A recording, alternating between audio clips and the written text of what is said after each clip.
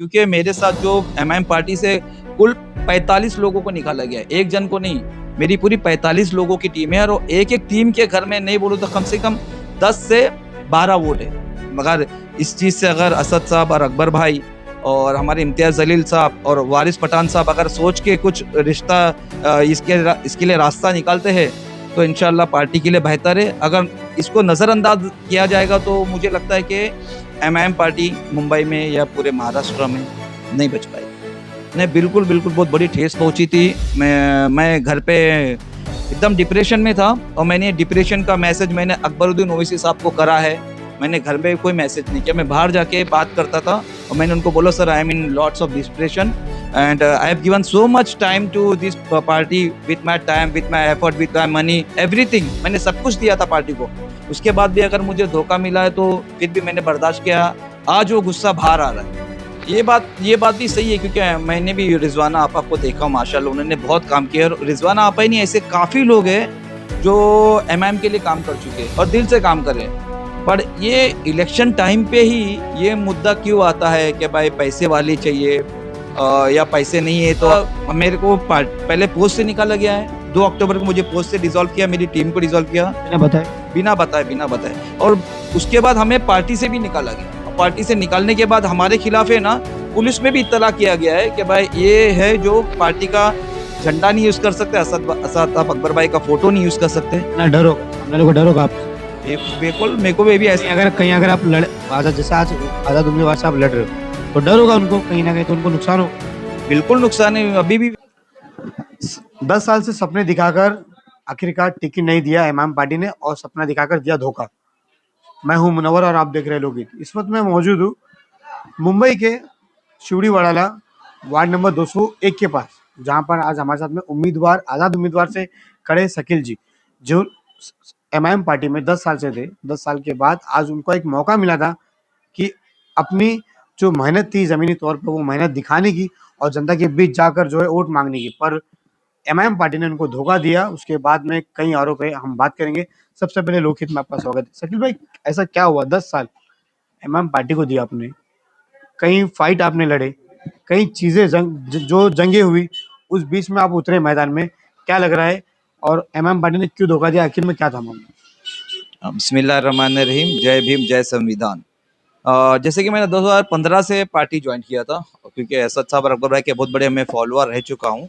मेरा professional background, मैंने कभी कोई पॉलिटिकल पार्टी नहीं ज्वाइन किया और जब हमने ये पार्टी ज्वाइन किया हमने काफ़ी मेहनत की।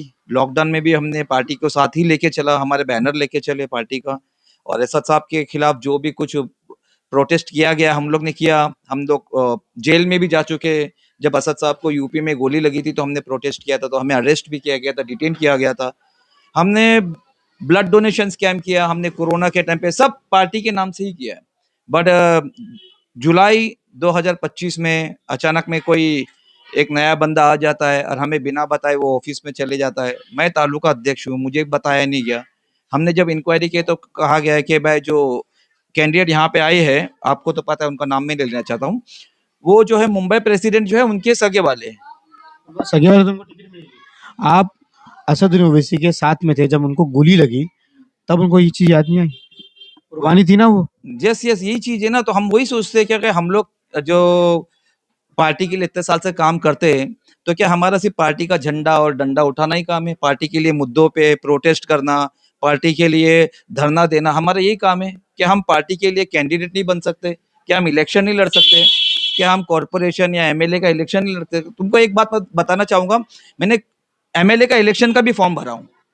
हाँ, जब यहाँ पे एमएलए का इलेक्शन था तब मैंने फॉर्म भी भरा था। बट मुझे जब मेरे डिस्ट्रिक्ट प्रेसिडेंट से फोन आया कि असद साहब का ट्वीट आया है कि कोई भी फॉर्म मत भरो, सब रिटर्न लो, मैंने मेरे सदर की बातों का ध्यान दिया, उनकी बातों का इज्जत किया और मैंने अपना फॉर्म रिटर्न लिया। मेरे पास अभी भी प्रूफ है तालमेल हो गई ना। वो पता नहीं अंदर की बात हुई रहेगी, इसलिए तो आपको टिकट नहीं दिया गया। हाँ, नहीं, टिकट नहीं देने का सवाल कैसे कि मैंने ना रिटर्न ले लिया अपना फॉर्म, क्योंकि मुझे जब मालूम पड़ा कि असद साहब ने ट्वीट किया है कि जो भी लोग ने एमएलए के लिए फॉर्म भरा है वो रिटर्न लो, तो मैंने उनकी बात सुना और मैं इस पे अमल करा, बस। तो जिस तरह से आपकी जो 10 साल की जर्नी रही, आपने कई कुर्बानी की, जैसे आप बता रहे हो कि आपका केस भी हो चुका है, तो ऐसा अचानक से जब सेकंड जो बंदा 2 महीने में आया उसको टिकट दी गई, जैसे फारूक साहब की आप बात करो तो वो तो एमएम पार्टी छोड़ दिए, रो रो के कह रहे कि मेरी 2 किडनी अगर असदुद्दीन ओवैसी मांगे तो मैं दे दूंगा पर एमएम पार्टी में नहीं आऊंगा। तो इतना बड़ा जब धोखा मिला तो उनके घर वालों को टिकट क्यों दी गई? वही हमें भी समझ में नहीं आता ना कि ये हमको क्या दिखाया जा रहा है और जनता को क्या दिखाया जा रहा है। जनता को तो ये पता है कि जो एमआईएम पार्टी है वो मुसलमानों की आवाज है, दलितों की आवाज है और पिछड़ों की आवाज है। पर ये भी तो एक रियलिटी, अगर मैं ये चीज नहीं बताऊंगा पब्लिक को कि मुझे पार्टी से कोई इख्तलाफ नहीं है, ना असद साहब से इख्तलाफ है, ना असद अकबर भाई से इख्तलाफ है।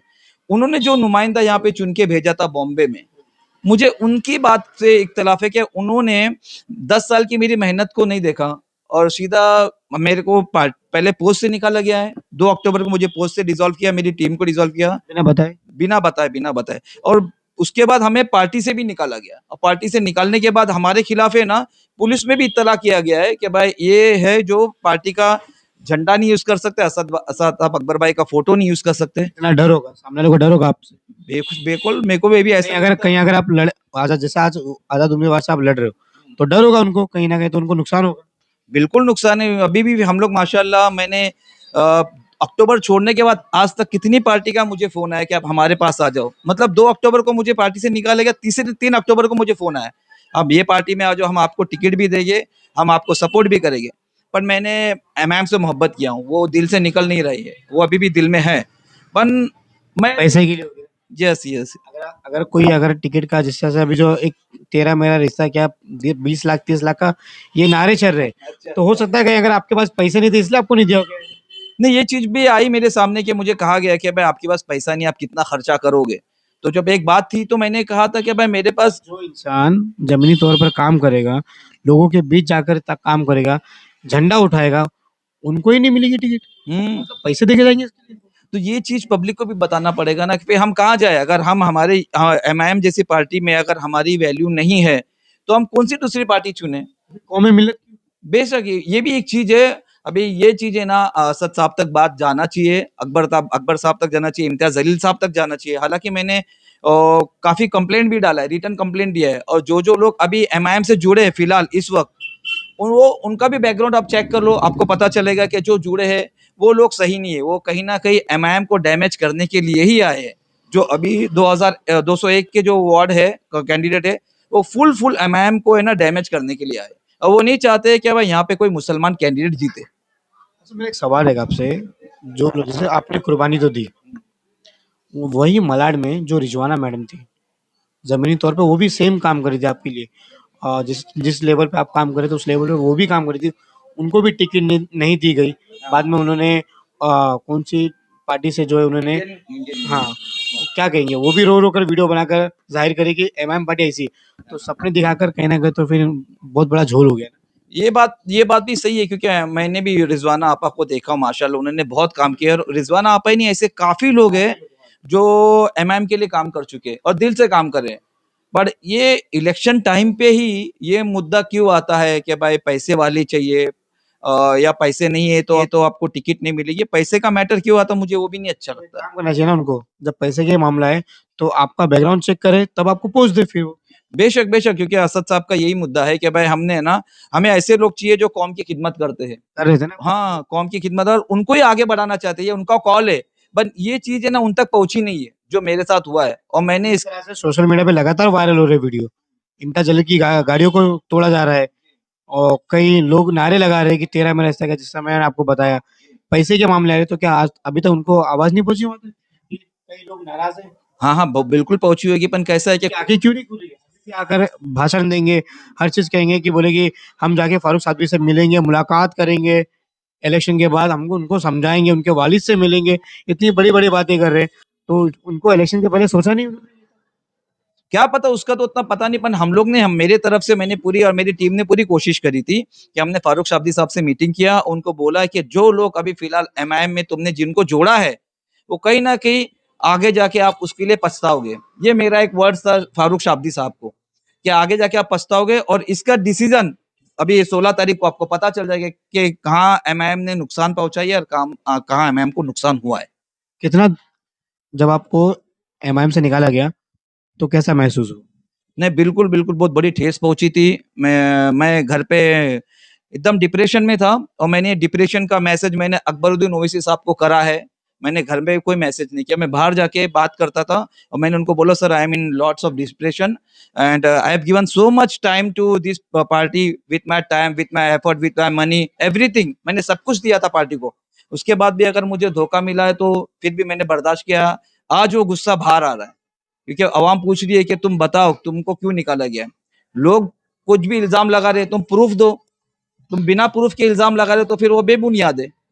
और मेरे पास जो भी प्रूफ है, जिसने अभी जो पार्टी में ज्वाइन थे, कैंडिडेट के आगे पीछे जितने भी लोग घूम रहे, वो कौन है, उन्होंने पहले कौन सी पार्टी में काम किया था, उन्होंने किसको वादा किया था, मेरे पास ऑन रिकॉर्ड प्रूफ है। जब आप जनता के बीच जा रहे हो, कई सवाल हो गए, जनता कह रही होगी एमआईएम पार्टी क्यों छोड़ दिए, इतनी तो आप मेहनत कर रहे थे, हम आपको एमआईएम पार्टी देखकर हम तुम आपको टिकट देते थे, जिता देते। तो कैसा मतलब फेस कर रहे हो आप जनता को अभी? नहीं, माशाल्लाह जनता में तो देखो मेरा है ना चेहरा बहुत पॉपुलर है, क्योंकि मैं सोशल वर्क पिछले 35 साल से कर रहा हूँ। 35 साल से मैंने काम को, तो पब्लिक को ना मेरा चेहरा पसंद है।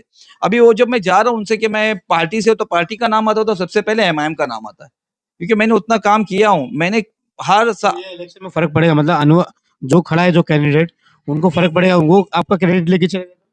नहीं, 100% फर्क लोग गुमराह हो जाते हैं। नहीं, 100% फर्क पड़ेगा, क्योंकि कैसा है कि ना मैंने ना इसके पहले है ना रील अपना ये पब्लिक में ना डिस्क्लोज नहीं किया था कि मैं ये पार्टी में नहीं हूँ।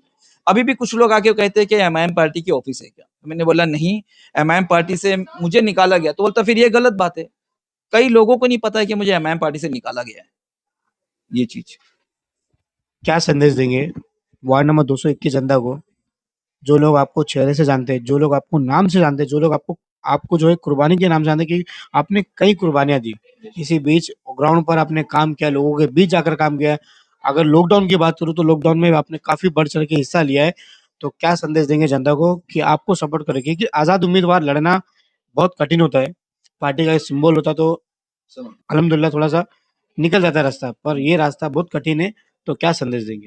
नहीं, मेरे को तो कैसा, जब मैंने डिसीजन लिया था कि मुझे आजाद उम्मीदवार खड़ा होना है, क्योंकि मेरे साथ जो एमआईएम पार्टी से कुल 45 लोगों को निकाला गया है, एक जन को नहीं। मेरी पूरी 45 लोगों की टीम है और एक एक टीम के घर में नहीं बोलूं तो कम से कम 10 से 12 वोट है। मेरे घर में खुद 14 वोट है, 14 वोट्स मेरे घर में रखे हैं। और मेरी जो टीम है उसके घर में इतने इतने वोट्स है। तो समझो ना कहीं, हाँ, मैं अगर इंडिपेंडेंट खड़ा होता हूँ तो वो नुकसान किसको है? सीधा सीधा एमआईएम को नुकसान है। पर ये चीज उनको समझ में नहीं आ रही है। अब जो वो नहीं समझना चाहते वो ना समझी कर रहे हैं, वो समझ में नहीं आ रहा मुझे कि ये क्या है उनका। पर इंशाल्लाह मैं ने कोई पार्टी से मुझे बहुत ऑफर आया है, पर मेरा दिल नहीं कर रहा कोई पार्टी में जाने के लिए, क्योंकि एमआईएम की मोहब्बत अभी भी दिल में है, वो निकल ही नहीं रही। बेशक, और मैं चाहता हूँ कि अगर शायद ये इलेक्शन के बाद कुछ बदलाव आए, अगर मेरी टीम अगर डिसीजन लेती है, तो हम कुछ सोचेंगे कि हमें पार्टी में वापस जाना चाहिए या हमें कोई और अच्छी पार्टी चुनना चाहिए। इतना बड़ा धोखा देने के बाद फिर वो पार्टी में जाओगे, फिर 10 साल जियोगे, फिर उसके बाद में कभी तुम्हारा मन बनेगा कि मैं भी चुनाव लड़ूं, फिर आपको धोखा मिलेगा, तो ऐसी पार्टी में जाना ही क्यों? ये बात भी सही है, आपकी बात भी सही है, पर कैसे होता है ना, कभी कभी है ना, जो दिमाग बोलता है जो दिल बताओ, दोनों अलग अलग चीज है। पर इंशाल्लाह इस्लाम की अगर मैं बात करूं, अगर जिस तरह से आप सोच रहे होगे कि मुस्लिम पार्टी है, लोगों की खिदमत करती है, लोगों की बात करती है, तो ऐसे कई पार्टियां हैं। थोड़ा सा आप भी सोचो, क्योंकि आप मेरे से बड़े हो, आप भी सोचो थोड़ा कि कोई भी डिसीजन लेने से पहले आप सोचो, क्योंकि कहीं ना कहीं तो जिस तरह से जो नारे लगते हैं ना, आज नारे के नाम पर लोगों को ठगा जा रहा है।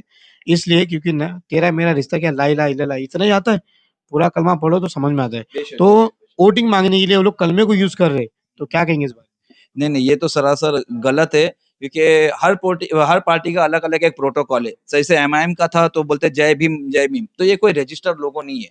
मैं भी अभी भी जैसे मैं इंडिपेंडेंट हूँ तो मैं भी जय भीम बोलता हूँ।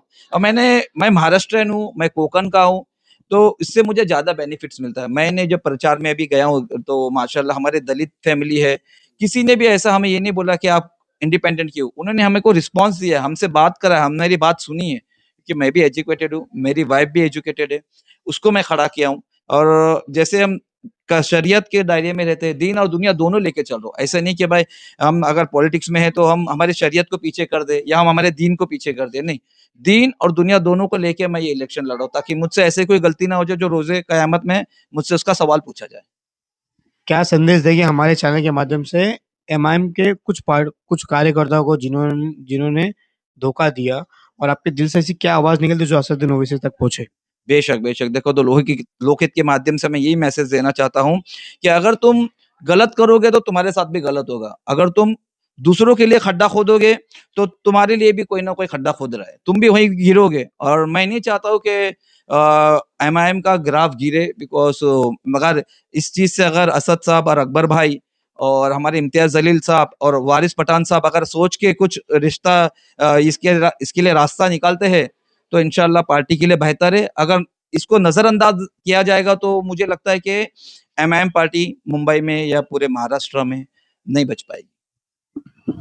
तो ये थे हमारे साथ में बात करने मौजूद शकील जी, जिन्होंने सोशल वर्क करके 10 साल एमआईएम पार्टी को दिया और बदले में एक सपना दिया गया, धोखा दिया टिकट देकर।